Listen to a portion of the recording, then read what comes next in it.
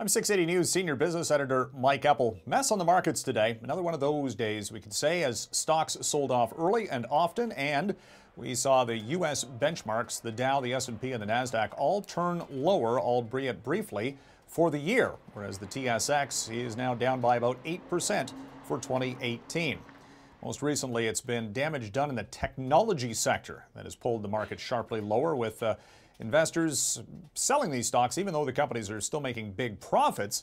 But it's what have you done for me lately? And the worries that 2019 could see a slowdown. From its peak of $233 per share in early October, Apple has dropped more than $50 a share since, losing 21%. Facebook's down by 39% from its recent records. Facebook stock is down now to a 2-year low.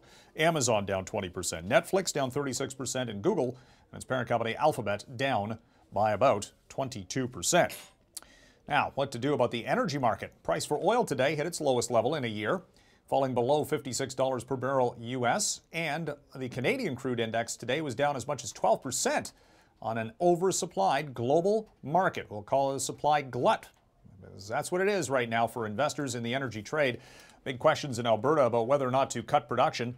Some debate about that. The government bringing in experts to discuss the idea of a production rollback, but a lot of the energy producers are saying let the market decide where the price will go.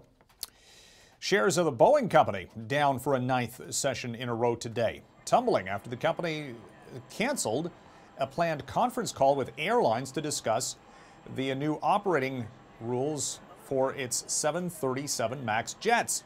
This follows the crash of a Lion Air 737 MAX a couple of weeks back, and some questions being raised whether or not Boeing did enough to alert pilots about some of the new systems in that plane. And despite the forecast for a strong holiday season upcoming, the retailers haven't done much of anything other than to see their stock prices decline recently. Today, Target in the U.S. was in with strong earnings, a 49% increase in e-commerce sales over the past year, and still company stock price tumbled by as much as 14%. Again, on concerns that these companies are going to have to spend a lot to attract customers for the holiday sales season, and also taken lower just by the overall mood of the market. From the 680 Newsroom, I'm Mike Eppel for City News.